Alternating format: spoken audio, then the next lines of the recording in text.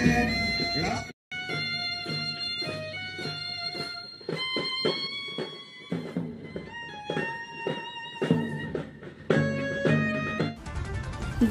Jubilee খেলপথাৰত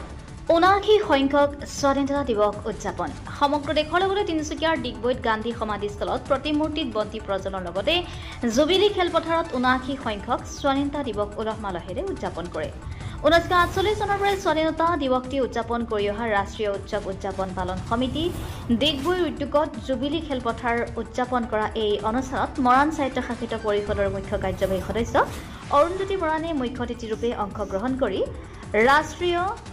পতাকা উত্তোলন কৰে অনুষ্ঠানত ডিগবৈ বহুকেইখন বিদ্যালয়ৰ এনচিচি স্কাউট এণ্ড গাইডৰ ছাত্ৰ-ছাত্ৰীসকলে পেৰেডত অংশ লয় ডিগবৈৰ পৰা Nitumoni Saikia report public TV Assam প্ৰথমে আজি এটি সুন্দৰ পোৱাত আমি ৰাষ্ট্ৰীয় উৎসৱ উদযাপন সমিতি ডিগবৈৰ তৰফৰ পৰা সমূহ ডিগবৈবাসী লগতে ৰাজ্যবাসী আৰু ৰাষ্ট্ৰবাসীক আমি বিশ্বৰ সৰ্ববাহিত গণতান্ত্ৰিক ৰাষ্ট্ৰ ভাৰতবৰ্ষৰ ৭৯ সংখ্যক স্বাধীনতা দিৱসৰ আন্তৰিক শুভকামনা জ্ঞাপন কৰিছোঁ আমি ৰাষ্ট্ৰীয় উৎসৱ উদযাপন সমিতিয়ে ভাৰতবৰ্ষৰ স্বাধীনতাৰ পিছৰে পৰাই ৰাষ্ট্ৰীয় উৎসৱ উদযাপন সমিতিৰ জৰিয়তে ডিগবৈ জুবিলি খেলপথাৰত কেন্দ্ৰীয়ভাৱে আমি স্বাধীনতা দিৱস উদযাপন কৰি আহিছোঁ আৰু এই বৰ্ষতো আমি উলহ মালহেৰে এই কেন্দ্ৰীয় কাৰ্যসূচী অনুষ্ঠিত কৰিবলৈ আগবাঢ়িছোঁ ইতিমধ্যে আপোনালোকে দেখিছে আমাৰ এই গান্ধী সমাধি ক্ষেত্ৰত আমাৰ গান্ধী সমাধিত বন্তি প্ৰজ্বলন আৰু পুষ্পাঞ্জলি প্ৰদানেৰে আমাৰ কাৰ্যসূচী শুভাৰম্ভ হৈছে গান্ধী সমাধিত বন্তি প্ৰজ্বলন আৰু পুষ্পাঞ্জলি প্ৰদান কৰে আমাৰ সমিতিৰ কাৰ্যকৰী সভাপতি দুলাল মেজদেৱে আৰু তাৰ পিছতেই এই চৌহদতে অৱস্থিত জাতিৰ পিতা মহামানৱ মহাত্মা গান্ধীৰ প্ৰতিমূৰ্তিৰ সন্মুখত বন্তি প্ৰজ্বলন আৰু পুষ্পাঞ্জলি প্ৰদান কৰা হয় এই শুভ কাৰ্য সম্পাদন কৰে আমাৰ কাৰ্যকৰী উপদেষ্টা আবু হুছেইন ডাঙৰীয়াই আৰু এই চৌহদত পবিত্ৰ ৰাষ্ট্ৰীয় পতাকা ৰাষ্ট্ৰীয় উৎসৱ উদযাপন সমিতিৰ সভাপতি হিচাপে অভাজনেই উত্তোলন কৰক ৰাষ্ট্ৰীয় পতাকা উত্তোলন কৰোঁ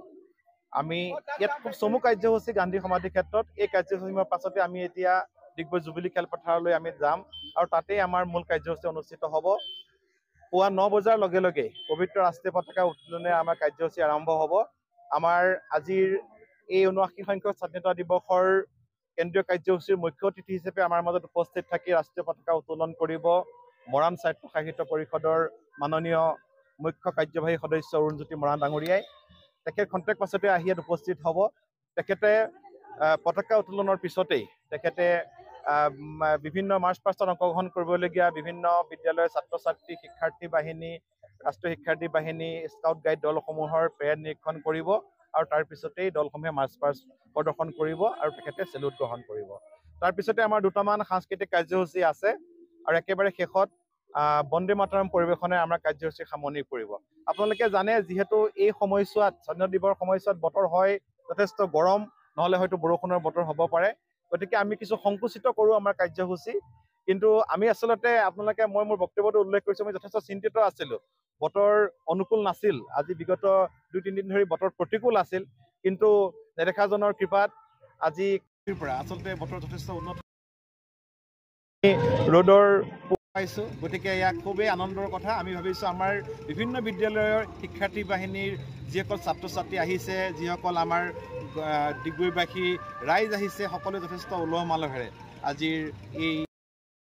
স্বাধীনতা দিৱসৰ কাৰ্যসূচীত অংশগ্ৰহণ কৰিব পাৰিব আমি পুনৰবাৰ সকলোলৈকে শুভকামনা জনাইছোঁ অভিনন্দন জনাইছোঁ আৰু লগতে আমাৰ সাংবাদিক সতীৰ্থসকললৈ তেখেতসকলৰ সহযোগিতাৰ বাবে আমি ধন্যবাদ জ্ঞাপন কৰিছোঁ ধন্যবাদ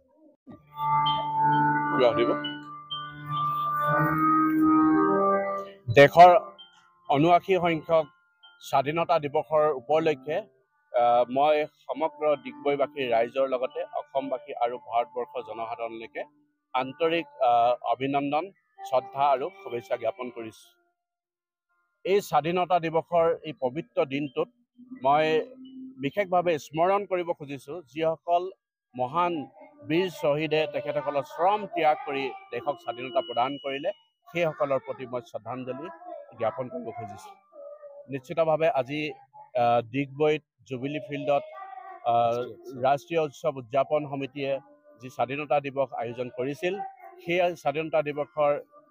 মুখ্য অতিথি হিচাপে অভাজনক নিমন্ত্ৰণ কৰিছিল মই এই অনুষ্ঠানত মুখ্য অতিথি হিচাপে উপস্থিত থাকিব পাৰি নিশ্চিতভাৱে ধন্য মানিছোঁ আৰু মই কৃতজ্ঞতা প্ৰকাশ কৰিছোঁ। আৰু ডিগবৈ অঞ্চলৰ ৰাইজে যি ধৰণে সকলো জাতি জনগোষ্ঠী ভাষা ভাষী ধৰ্মাৱলম্বী লোকে একেলগে দীৰ্ঘদিনৰ পৰা যুগৰ পৰা সমন্বয় আৰু ভাতৃত্ববোধেৰে শান্তিপূৰ্ণভাৱে বসবাস কৰি আহিছে। এই ধাৰা অব্যাহত ৰাখক আৰু সকলোৱে উন্নয়ন হওক, মই তাৰ কামনা কৰিছোঁ। আৰু ডিগবৈ অঞ্চলটো ভাৰতবৰ্ষৰ ভিতৰতে এটা অতি আগবঢ়া আমি অঞ্চল হিচাপে প্ৰতিষ্ঠা কৰিবৰ কাৰণে সকলো জাতি ধৰ্ম ভাষা ভাষী সকলোৱে মিলিত প্ৰচেষ্টাৰে আমি কাম কৰিব লাগিব। সেই সংকল্প মই আজি এই স্বাধীনতা দিৱসৰ পবিত্ৰ ক্ষণত গ্ৰহণ কৰিছোঁ।